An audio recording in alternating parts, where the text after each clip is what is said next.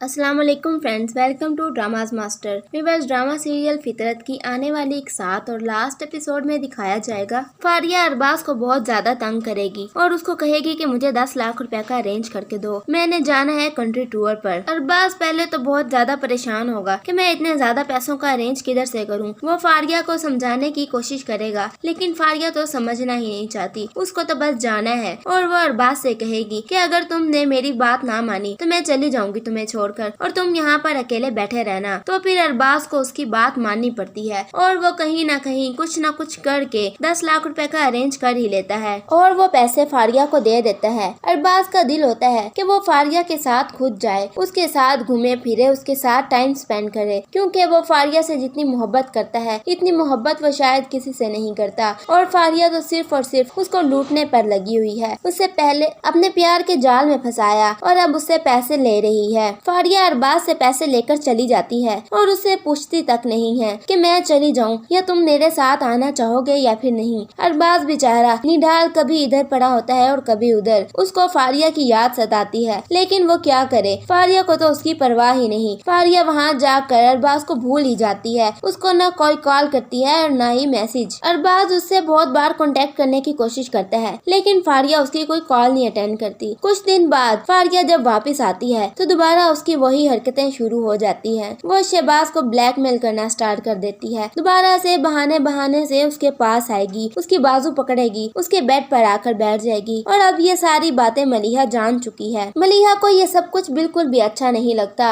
और वो थोड़ी देर बाद फारिया को टॉन्ट करती है किसी न किसी बात पर और उसको समझाने की भी कोशिश करती है कि तुम समझ जाओ, लेकिन उसको साफ साफ नहीं बताती कि मुझे हर बात का पता है। लेकिन अब फारिया को भी अंदाजा हो रहा है कि शायद मलिहा सारी बात जानती है और तभी वो मुझे इतनी बातें सुनाती है, क्योंकि वो शुरू में तो मेरे साथ इतनी अच्छी थी और अब वो अचानक से तब्दील हो गई है। लेकिन फारिया फिर भी अपनी हरकतों से बाज नहीं आएगी और एक दिन शहबाज के रूम में खड़ी होगी, उसका बाजू पकड़ा होगा और वहीं पर आ जाएगा अरबाज और अरबाज सारी बातें सुन लेगा कि फारिया उसको कह रही होती है कि तुम मेरे हो और तुम सिर्फ और सिर्फ मेरे ही रहोगे, अगर तुम बोलो तो मैं अरबाज से तलाक लेकर दोबारा से तुमसे शादी कर लेती हूँ। और उसका गिरबान पकड़ा हुआ होता है। ये सब कुछ देख लेता है अरबाज और अरबाज को बहुत ज्यादा गुस्सा आता है। फारिया जो कि शहबाज से मोहब्बत के दावे कर रही है वहीं पर बदल लेती है अपना रूप और अरबाज को देखते ही शहबाज को पीछे धक्का दे देती है और इस तरह जतलाती है जिस तरह शहबाज ने उसको पकड़ा हुआ है। शहबाज को देखकर ये सब कुछ बहुत ज्यादा गुस्सा आता है। वो शहबाज को पकड़ लेता है और उसको बहुत ज्यादा मारता है। शहबाज अपने भाई को बताने की कोशिश करता है कि ये सब कुछ मैंने नहीं किया, तुम्हारी बीवी मुझे ब्लैकमेल कर रही है, वो मुझे फंसाने की कोशिश कर रही है। लेकिन अरबाज कुछ नहीं सुनता। इतने में आ जाएगी मलिहा और मलिहा अरबाज को सारी हकीकत बता देगी कि